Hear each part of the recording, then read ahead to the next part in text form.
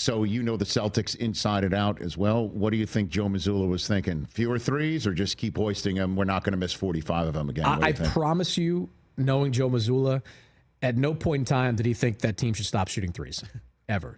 Like, ever since the Ime Udoka year, and I've been in Boston doing TV, everything for that team for a long time. Ever since the Ime Udoka year, they've had this philosophy that there just aren't enough threes you could possibly take. Now, Joe has taken that philosophy, injected it with steroids and turned it into a whole different thing. Like, Joe's the guy that, remember the preseason opener when they were overseas, they shot 63s against Denver. Like, this has been his mindset the entirety of his coaching career. And to be fair to Joe, it wasn't like they were missing a ton of contested threes.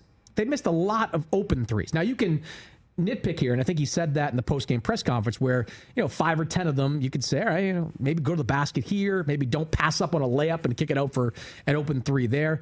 But they're not watching the tape back of that game thinking like we took some bad shots. They're walking the tape back of that game saying we missed some open shots. So I would not expect the Celtics to come out in game 2 and become like a mid-30s three-point shooting team that's posting up Al Horford, for multiple possessions. They're going to be gunning away because they can go back to the season opener, Rich.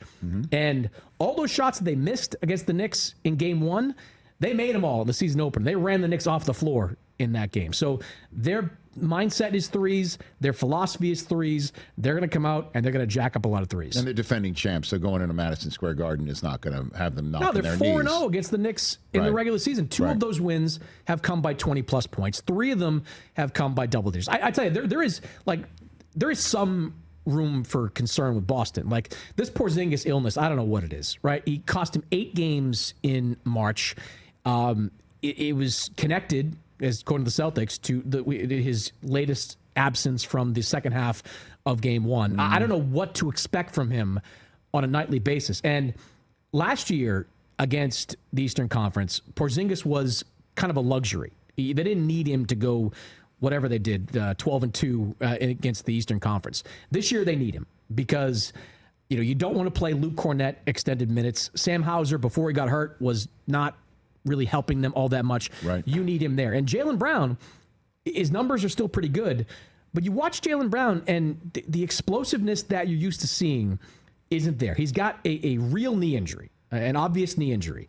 Whether it's pain tolerance or if there's something that could get worse, I don't know, but he's got a problem that is making him a little bit of a lesser player than what he was last year. So there's definitely, you can't just say, the Celtics can brush this one off. They're going to win 4 straight.